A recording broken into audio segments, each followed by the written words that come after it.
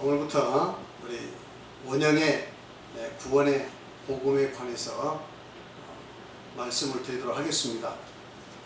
원형의 구원 복음의 앞에 책에 보면은 그 표지에 보면 예수님께서 가르치시고 제자들이 이해하고 믿고 순종했던 원형의 구원 복음이라 이렇게 말씀했죠.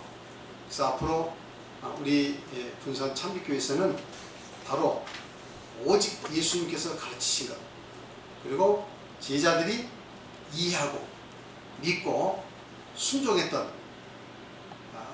원형의 구원 복음, 그러니까 그것만을 저희들이 추구할 것입니다.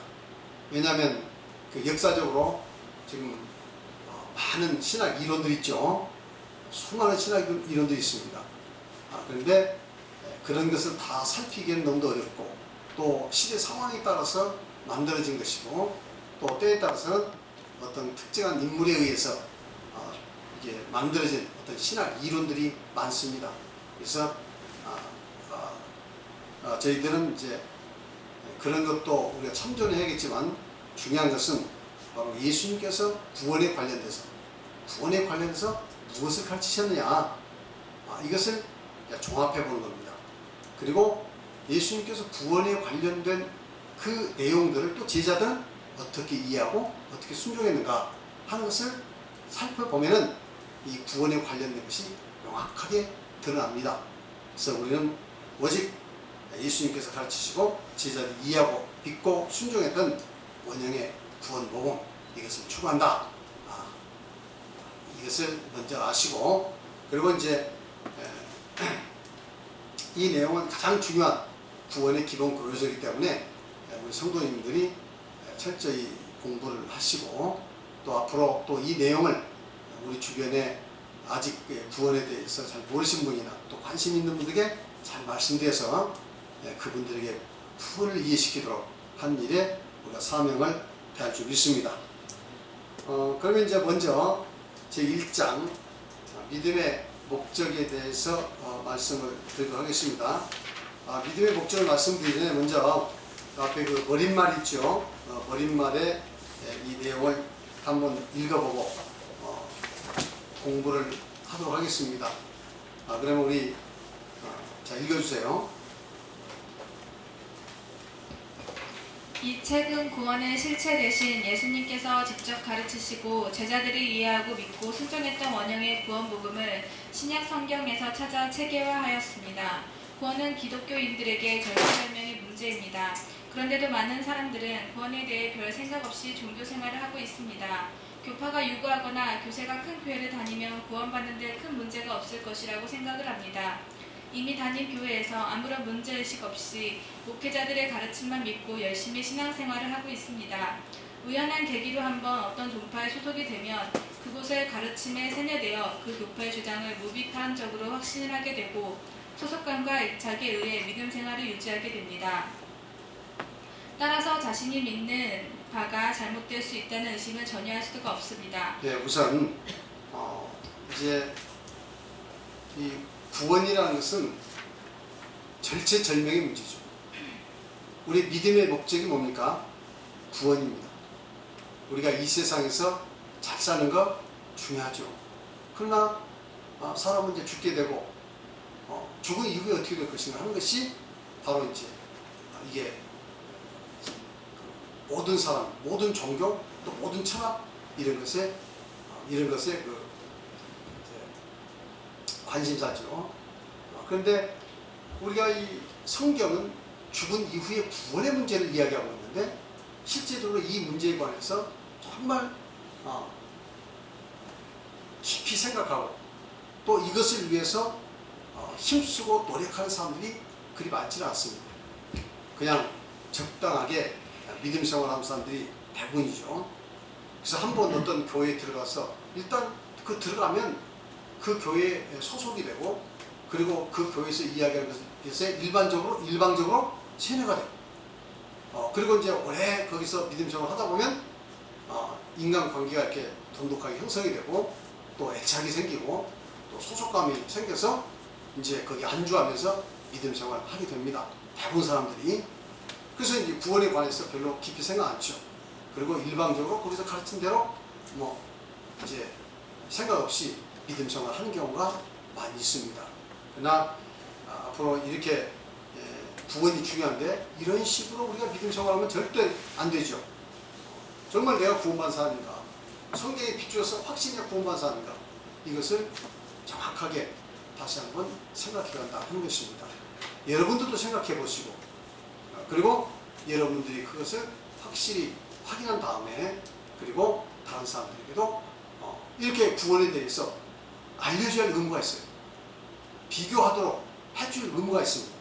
그래서 그분들이 정말 깨닫고 이 진리에 따라서 믿음 생활 하시기를 원한다면 우리가 이제 이런 구원의 길을 우리가 잘 인도하는 것이 우리의 중요한 의무라고 생각이 됩니다. 그 다음에 구원을 받기를 원한다고 하는 사람들조차도 자신의 신앙을 검토해볼 생각도 하지 않고 무조건 안심하고 신앙생활을 하고 있습니다. 이러한 믿음 생활은 엄밀한 의미에서 맹종적인 종교생활입니다. 네, 그래서 맹정적 종교생활이라고 했는데 맹신이란 뭐죠? 눈 감고 믿는 겁니다. 맹정은 눈 감고 따라하는 겁니다. 아무런 비판 없이 아무런 검토 없이 내가 뭐 모태신앙이었으니까 한번 여기 소속돼 있으니까 그냥 아무런 검토 없이 따라갑니다. 그것은 가톨릭도 마찬가지고 개신교도 마찬가지고 대부분의 많은 교회들이 그렇습니다. 여기 계신 분들 중에서 또 그런 분이 있을 수도 있습니다. 그러니까 이런 맹종에서는 안 돼요. 우리는 정확하게 검토가 필요한 거죠. 그 다음에 거의 모든 사람이 이와 같이 맹종하며 종교생활을 하는 영적 맹인들입니다. 구원과 관계없이 생활의 편리를 위해서만 믿는다면 아무런 문제가 될 것이 없습니다. 그렇죠. 그러니까 우리가 그냥 종교생활을 한다면 생활의 방편으로 믿음 생활한다면 그렇게 믿든 저렇게 믿든 아무 관계 없어요. 그렇죠? 불교를 믿으면 어떻습니까? 무엇을 믿으면 어떻겠어요?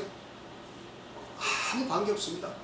그저 믿음 생활에서 내 마음이 편해지고 내 생활에 도움이 되고 필요에 의해서 우리가 한다면 무슨 문제겠어요?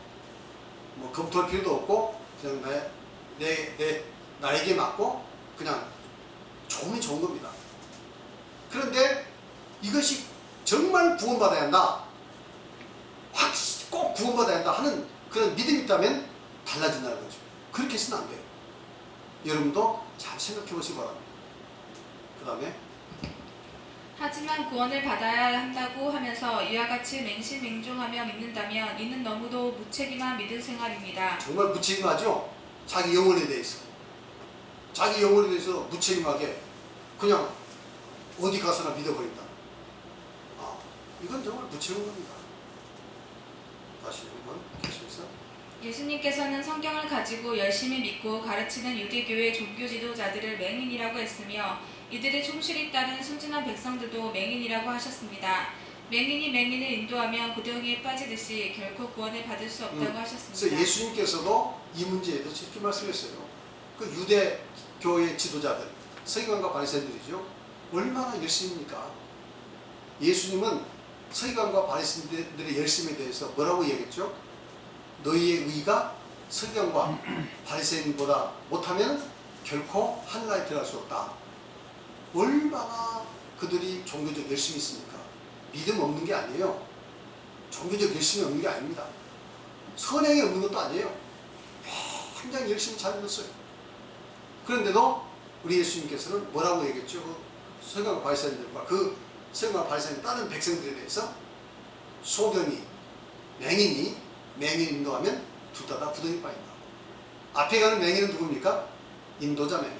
뒤에 따라가는 맹인은 신도 맹인. 그러니까 구원의 진리에 대해서 잘 알지 못하고 그냥 사람들은 어떤 종교적 제도에 의해서 그냥 이끌고 가는 거예요. 이건 정말 끌고 가는 사람들도 위험한 것이고 따라가는 사람도 위험하다. 지금 예수님께서 경고하셨죠. 그래서 마태복음 15장 14절 읽어보세요. 그냥 두라. 그들은 맹인이 되어 맹인을 인도하는 자로다. 만일 맹인이 맹인을 인도하면 둘이 다 고덩이에 빠지리라 하시니. 예, 맹인이 맹인 인도하면 어떻게 된다고요? 둘 다 구덩이에 빠진다. 이렇게 지금 말씀하고 있습니다. 그 다음에 그렇다면 어떻게 해야 할까요? 먼저 자신이 처음 믿은 교파의 가르침이 잘못될 수도 있다는 믿음을 의심해 보아야 합니다. 진정한 깨달음은 부정을 거쳐 다시 긍정에 이를 때 진정한 깨달음이 될 수가 있는 것입니다. 그러니까 누구라도 내가 지금 믿고 있는 이 신앙에 대해서 혹은 이 종교나 혹은 교파에 대해서 잘못될 수도 있다라는 그런 생각을 가져야 한다 이 말이에요. 신앙은 일반 상당 부분 맹목성이 있습니다. 한번 믿게 되면 의심을 하지 않도록, 의심을 못하도록 하고, 의심하는 것은 마치 불교인 것처럼 이 생각이 되고 그냥 무조건 맹신하는 그런 측면이 있어요. 그러나 우리가 하나님을 믿는다는 것과 또 구원에 대한 확신을 갖는다는 것은 100% 우리가 믿어야죠. 그러나 내가 지금 이 교파에서, 이 종교에서 내가 구원 받지 안 받지 하는 이 문제에 대해서는 우리는 잘못될 수도 있다라는 가능성을 가지고 살펴봐야 된다. 제가 가르친 것도 마찬가지예요. 제가 가르친 것도 A라는 뜻은 아닙니다. 제가 가르친 것도 잘못될 수 있다는 가능성을 가지고 여러분 살펴보셔야 합니다. 다시 한번 살펴보세요. 그래서 우리는 다른 걸 찾아가도록 해야 합니다. 더 나은 걸 찾아가도록 해야 합니다. 아시겠죠? 더 나은 선택, 더 좋은 선택. 그런 구원에 대한 열망과 노력이 있을 때 하나님께서 구원에 대해서 제대로 깨우쳐 주시지, 또 진정으로 구원받을 수 있는 그곳을 알게 해주시지. 그냥 나는 모태신앙이니까 열심히 믿겠어. 그러면 하나님께서 왜 알려주시겠습니까? 하나님께서 구하라, 찾으라, 문을 두드리라. 그게 무슨 뜻이에요? 바로 구원을 위해서 가장 좋은 성령을 구하기 위해서 우리가 노력해야 하지 않습니까? 그런 아무 노력 없이 그냥 우리 조상이 믿었던데 난 믿겠어. 그러면 안 된다. 그래서 유대인들도 서기관과 바리새인들도 결국은 자기 조상들 대대로 믿어온 그 방식대로, 그 전통대로 따라서 믿었기 때문에 결과적으로 예수님을 깨닫지 못하고 구원을 깨닫지 못하고 소경이 되어서 전부 구덩이에 빠지게 되는 그러한 결과를 가져왔다. 이렇게 볼 수 있겠습니다. 읽어보세요.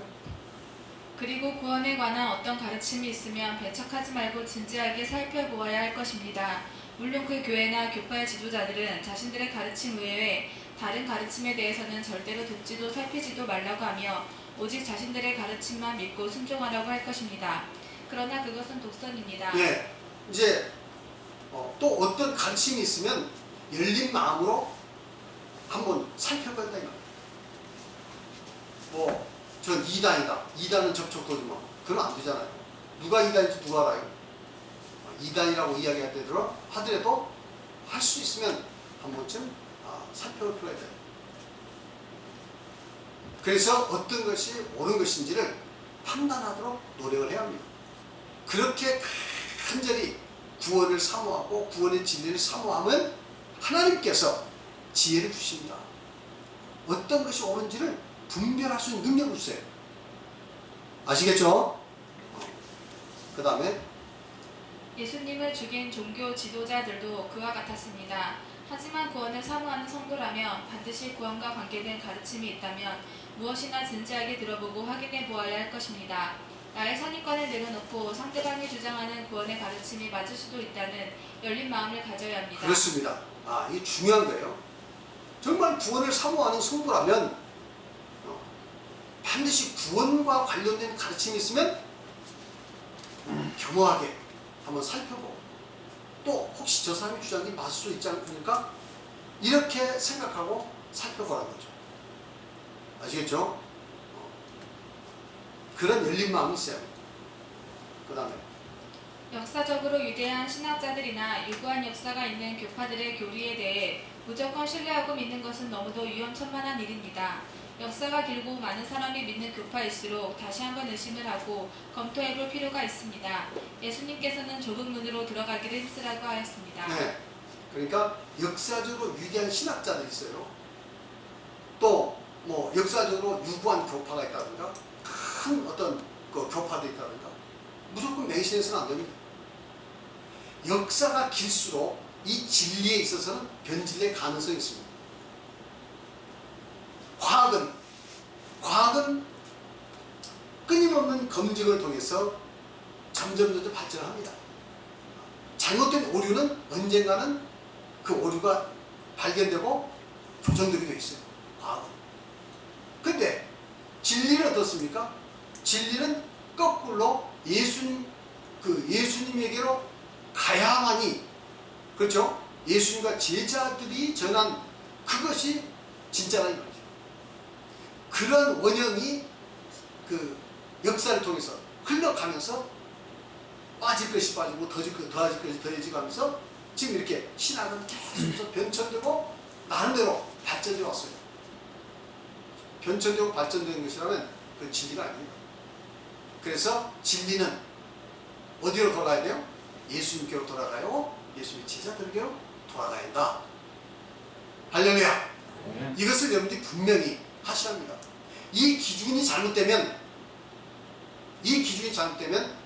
우리는 진리를 찾을 수가 없어요. 진리는 상대적이 되고 맙니다. 절대적이 될 수가 없어요. 상대적이에요. 그렇게 돼요. 그럼 어떤 것이 옳습니까? 현대에 나타난 진리가 옳습니까? 중세에 있는 진리가 옳습니까? 어거스틴이 맞습니까? 아니면 루터가 맞습니까? 아니면 칼빈이 맞습니까? 웨슬리가 맞습니까? 신자유주의가 맞습니까? 신정통주의가 맞습니까?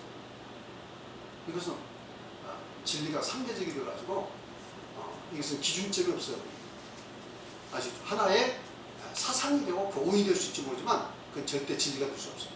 절대 진리는 오직 예수님 그리고 제자들 그곳에 올라가서 그분들이 주장했던 그대로 우리가 받아들이고 그리고 순종하는 것이 가장 중요하다 하는 것을 말씀드립니다. 그래서 성경에서는 다수가 따라가는 것을 다수를 따라서 믿음 생활하는 것은 굉장히 위험스럽게 이야기합니다. 예수님께서 정말 구원을 사모하는 소수에 의해서 구원은 발견되고 오히려 그런 것이지 다수를 따라가면 위험하다 이 말이에요. 우리는 이것을 잘 압니다. 자, 이게 다시 한번 마태복음 7장 13절로 14절 다 같이 시작. 좁은 문으로 들어가라. 멸망으로 인도하는 문은 크고 그들이 넓어 그리로 들어가는 자가 많고 생명으로 인도하는 문은 좁고 길 협착하여 천리가 저입니다. 이것은 예수 믿기가 무슨 어렵다는 뜻이 또 물론 들어있을 수가 있어요. 근데 요즘 세상 같으면 무슨 예수 믿기가 어렵나요? 그런 경우가 얼마나 있어요. 여기서 좁은 문이라는 것은 진리를 찾아가는 문이 좁다는 얘기입니다. 사람들은 구원받기 위해서 성경을 잘 보려고 하지 않습니다. 정말 구원이 있다면 여러분 성경 안 보시겠어요? 제가 그런 이야기를 자주 합니다만 만일 어떤 사람이 성경을 100독을 하면 1억을 주겠다. 그러면 아마 여기서 안 할 분이 없을 거예요. 일자는 또 시험 봐서 일자는 점수가 올라가면 1억 주겠다 그러면 뭐 죽기 살기 하죠. 아니 뭐 한 10억 정도 주겠다면 어쩌겠어요? 거의 달달달 하겠죠. 안 그러겠습니까? 100억을 주겠다면 어떻겠어요? 100억을 주겠다. 한 날 성경만 판 거죠. 1천억을 주겠다면 어떻게 했어요? 이건 말할 것이 없죠. 하루에 10시간이라도 15시간이라도 성경 보죠. 그런데 구원은 얼마나 중요합니까? 그것에 비교하겠어요? 100억, 1000억, 1조, 100조에 비교하겠습니까? 정말 구원은 이건 비교할 수가 없습니다. 이 세상의 어떤 가치로 비교할 수가 없어요. 그래서 오죽 했으면 예수님께서 너희가 온천을 얻고도 내 목숨을 잃어보면 무엇이 유익한가? 무엇을 주고? 네 목숨을 살려. 그런데 사람들은 이 구원에 대해서 별로 신경 쓰지 않습니다.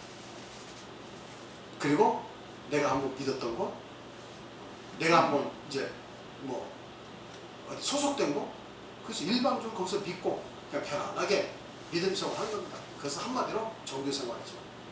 종교적 열심이지 구원을 사모하는 열심은 아니에요. 그래가지고 구원을 받겠대요. 우습지 않습니까? 그러니까 하나님 예수님께서 뭐라고 말씀했죠? 성경에서 너희가 성경에서 무엇을 얻을 줄 알고 영생을 얻을 줄 알고 성경을 연구하고 있고 이 성경이 곧 내게 대해서 증거하는 것입니다. 요한복음 5장 39절에 그렇게 말씀했죠. 그러니까 이 성경을 왜 주셨어요? 이 성경을 주신 목적은 영생을 얻기 위해서. 그래 영생을 얻기 위해서 봐야죠. 보지도 않으면서 구원받겠다는 말이 됩니까? 그러면 내가 그렇게 열심히 안 본다면 최소한 뭐예요? 이 구원에 관련해서 좀 비교를 해봐야지. 여기저기 안 하나 봐야죠. 안 해보지도 않고 한번 내가 소속된 교회에서 구원받을 것이라고 아무 문제 없이 그냥 열심만 낸다고 해서 되겠어요? 자, 그 다음에 누가복음 13장 24절 시작. 좁은 문으로 들어가기를 힘쓰라. 내가 너에게 이르노니 들어가기를 구하여도 못한 자의 말이라. 좁은 문으로 들어가기를 뭐라고요? 힘쓰라 이 말이에요. 그러니까 저는 개인적으로 그렇습니다. 역사 속에서 주류 기독교에는 주류 기독교 있잖아요. 주류 기독교에는 구원이 있을 가능성이 희박합니다. 예를 들어서 천주교가 주류 기독교죠. 그렇잖아요. 그러니까 거기는 구원이 있을 가능성이 더 없는 거예요. 또 동방정교회 거기도 뭐 주류 기독교죠. 역사가 얼마나 유구합니까? 그것도 구원이 불통합니다. 제가 보기엔 그래요. 개신교, 천주교, 오직 천주교에 반대해서 나온 거죠. 그럼 불통합니다. 불통합니다. 그러니까 주류 기독교에는 사실상 이미 세력이 커졌고 역사가 크다는 것은 그 온전한 진리를 지키고 있을 가능성이 매우 희박하다. 그래서 역사 속에서 오히려 소수가 뭔가 구원을 사모해서 모여가지고 성경을 보고 연구하고 진실로 구원을 사모하는 사람들, 교권을 따라서 기독권을 따라서 이런 사람들이 구원을 발견했을 것이다. 이렇게 생각합니다. 여러분도 좀 깊이 생각해 주시기 바랍니다. 자, 그 다음에 그러면 무엇을 기준으로 해야 할까요? 합리적인 기준은 정확히 설정하고 비교를 할 때 미혹에 빠지지 않고 정확한 구원의 가르침을 찾을 수 있을 것입니다. 본인은 가장 합리적인 기준이 오직 예수님께서 가르치시고 제자들이 이해하고 믿고 순종했던 원형의 구원 복음이어야 한다고 믿습니다. 그러니까 이제 합리적인 기준인데 그럼 무엇을 가지고 기준 삼아서 비교를 하냐 이 말이에요. 오직 성경으로? 이거 뭐 천주교에서는 성경 가지고 이야기 안 합니까? 신천지에서는 뭐 성경 가지고 이야기 안 합니까? 여호와집이 통일교 성경 가지고 이야기 않습니까? 어딘들 성경 가지고 이야기하는 데 누가 있어요? 다 성경대로 한다고 그러죠. 그렇죠? 성경대로 한다고 다 합니다. 근데 그 중에서도 구원에 관련돼서 예수님께서 가르치신 것, 그리고 제자들이 이해하고 믿고 순종했던 그것을 기준으로 삼자 하는 겁니다. 이것이 제가 볼 때는 가장 합리적인 기준이다 이거예요. 그것만 가지고 이 신약 성경에서 그런 예수님께서 구원이 무엇인가 해서 한 내용들 다 뽑아보자 이거죠. 살펴보자 이거죠. 제자들이 순종했던 것을 다 뽑아서 살펴보자 이거죠. 그러면 지금 제가 나온 이 말씀대로 첫째, 기초 믿음, 하나님을 믿는 것. 두 번째, 예수님을 믿는 것. 그리고 성경이 하나님 말씀이라고 믿는 것. 이것은 가장 기초적인 거죠. 가장 중요하죠. 그 두 번째, 구원을 위한 5가지 순종. 올바른 침례, 성령 세례, 세종례, 성찬례, 그리고 십계명. 십계명. 또 십계명 속에 들어있는 안식일. 중요하죠. 이겁니다. 그리고 이제 로마서 8장 1절로 4절에 나와 있는 생명의 성령의 법. 여기로 귀결이 됩니다. 그리고 잘 한번 살펴보시면 이제 확연히 드러나요. 여러분도 좀 관심을 가지고 이번 교회에 확실히 좀 공부를 해보시기 바랍니다. 그래서 여러분 스스로가 구원을 확증하는 사람들이 되길 바래요. 확증. 구원은 제가 준 거 아닙니다. 저는 다만 이것이 구원입니다라고 이 말씀을 전해준 거고, 여러분이 받아서 여러분이 마음에 확증을 해서 이제 여러분이 그 길을 가는 거예요. 순종하면서. 됐습니까? 자, 그 다음에 본서는 구원을 진정으로 사모하는 분들에게 믿는 바가 옳은지 그른지 비교 검토할 기회를 드리기 위한 것입니다. 이 책은 누구에게나 앞으로 전해서 구원을 사모하는 사람들이 한번 검토해 보시라, 비교해 보시라. 그래서 이 구원을 확증하시라. 그래서 지금 제가 썼습니다. 자, 그 다음에 자, 넘겨서 자, 믿음의 참된 목적을 말씀드리겠습니다. 믿음의 우리가 신앙생활 하는데도 목적이 있죠. 이 세상에서 무엇을 하더라도 목적 없이 사는 사람 없죠. 목적이 대단히 중요합니다. 목적을 상실로 사는 사람은 머리가 이상한 사람이겠죠. 그 외에는 어쨌든 다 목적을 가지고 삽니다. 근데 이 목적에는 한 가지 목적도 있지만 이렇게 여러 가지 같은 행동에도 여러 가지 목적이 있을 수 있어요. 예를 들어 교회를 나온다. 교회를 나오면 무슨 하나님을 경배한다는 그것도 있지만 또 우리 형제자를 만나서 또 즐거운 시간 이제 갖는다는 그 목적도 있겠죠. 그러니까 한 행동에 꼭 하나의 목적이 있는 게 아니라 여러 가지 목적이 있을 수 있습니다. 그런데 우리 그 믿음의 목적, 우리가 지금 하나님 믿고 예수 믿는 그 목적이 뭐냐? 여러분 뭐라고 생각하십니까? 정말로 여러분들은 이 목적을 확실히 가지고 있습니까? 물론 다른 목적을 갖는다 하더라도 아닌 건 아니에요. 똑같은 목적입니다. 그렇지만 우리가 이제 목적을 제대로 알아야겠죠. 그러면 이제 그 성경을 통해서 보면 믿음의 목적은 크게 어떻게 나눌 수 있습니까? 첫째, 참된 목적과 부수적인 목적이다. 이건 제가 그 말을 정한 거예요. 제가 쓴 겁니다. 진짜 목적이 있고 참된 목적이 있고 부수적 목적이다. 부수적 목적은 뭐죠? 부수적은 따라붙는다 그 뜻이죠. 그러니까 참된 목적에 따라붙는 또 하나의 목적이 있다 이 말이에요. 크게는 두 가지입니다. 그러면 참된 목적은 뭘까요? 참된 목적은 바로 영원의 구원이다. 영원의 구원. 믿습니까? 그러니까 성경 창세기부터 계시록까지 하나님께서 우리 성도들에게 요구하는 믿음의 목적은 뭐냐? 바로 영원의 구원이다. 구원받는다 이거죠. 저는 우리 성도님들이 다 이런 목적을 확실하게 붙드시기 바랍니다. 과거에는 좀 그것이 부족했다 하더라도 이번 기회를 통해서 확실하게 나는 구원받아야겠다 하는 그런 믿음을 확고히 가져주시기를 바랍니다. 그 다음에 이제 부수적 목적이 있는데 이 부수적 목적은 뭐냐? 바로 이제 하나님 믿고 이 세상에서 복받는 겁니다. 이 세상적인 복을 받는 겁니다.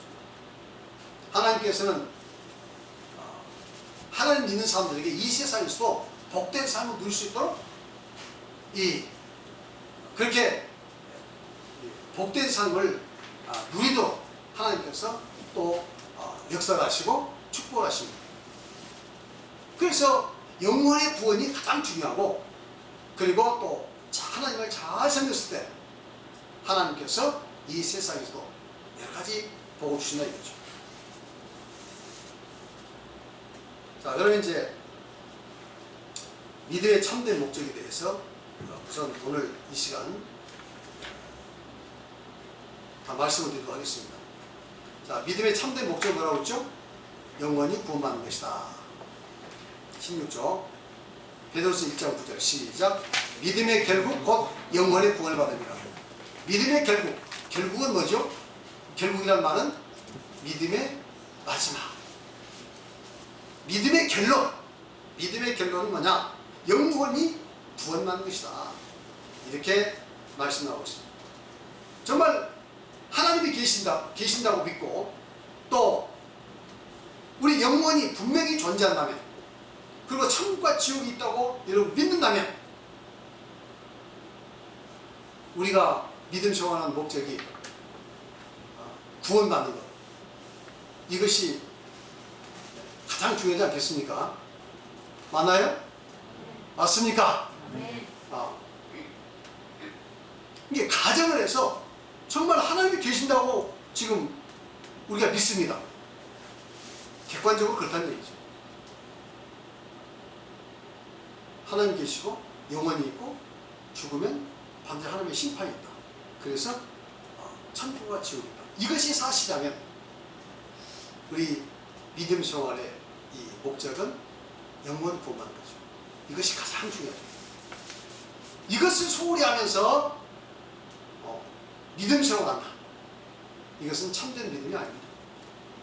참된 믿음일 수가 없죠. 아무리 열심을 낸다고 해서 참된 믿음을 볼 수가 없어요. 그래서 영원의 구원을 받는 것, 이것이 가장 중요한 믿음의 목적이다 하는 것을 꼭 기억하시기 바랍니다. 자, 영원히 존재하는가? 영원히 존재하는가?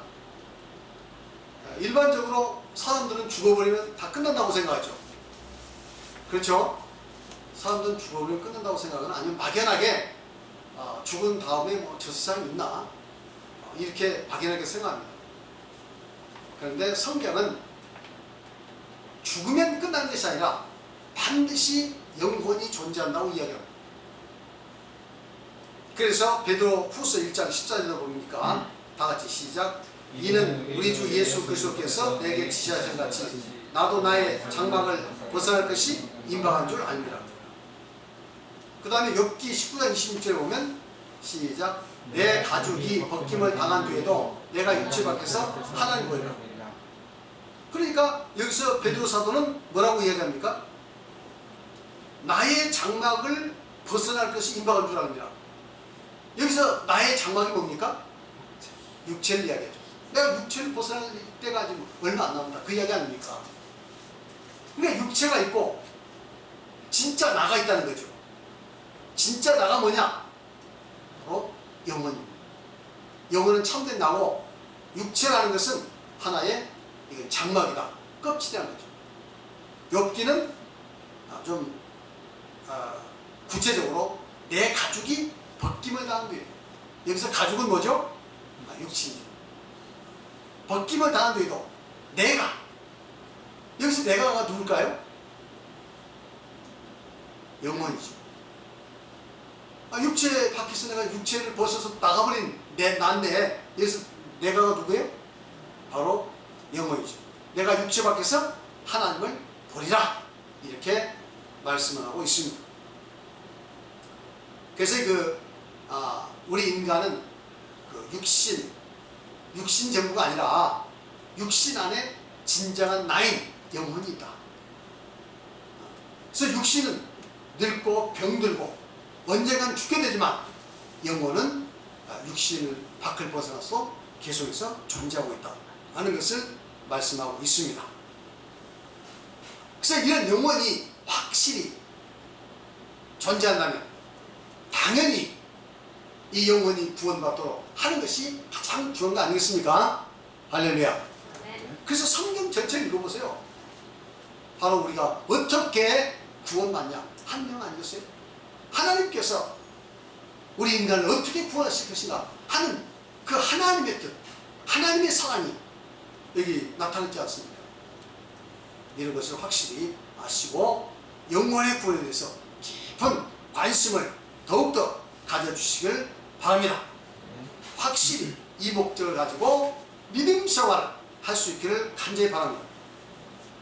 그 다음에 죽은 후에 반드시 심판이 있다. 히브리서 9장 27절 다 같이 시작. 한 번 죽는 것은 사람에게 정하신 것이요 그 외에는 심판이 있으니. 한 번 죽는 거 사람은 다 정해져 있죠. 그래서 어머니 뱃속에서 나올 때 뭐 고고의 소리를 하고 나오죠. 응애하고 나오면 이제는 죽음을 향해서 가는 겁니다. 온 인류가 다 시간의 흐름을 따라서 종착지인 죽음을 향해서 다 가는 거죠. 한 번 죽는 것은 사람에게 다 정해져 있습니다. 그 외에는 뭐가 있다고요? 하나님의 심판이다. 그 죽은 이후에, 그러면 죽은 이후에 뭐 육체가 심판받습니까? 영원히 심판받는다. 자, 고린도후서 5장 10절 시작. 이는 우리가 다 반드시 그리스도의 심판대 앞에 드러나 각각 선악간에 그 몸으로 해온 것을 따라 받으려 하십니다. 그렇죠? 반드시 우리가 심판을 받습니다.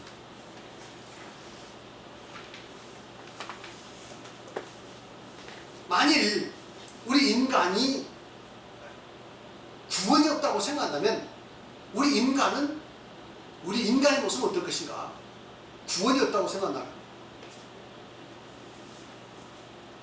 이 솔로몬은 구원이 없는 인간, 또 구원을 생각하지 않는 우리 그냥 단순한 우리 인간을 이렇게 고백합니다. 전도서 1장 2절 3절 시작. 전도자가 이르되 헛되고 헛되며 헛되고 헛되니 모든 것이 헛되다. 해 아래에서 수고하는 모든 수고가 사람에게 무엇이 유익한가?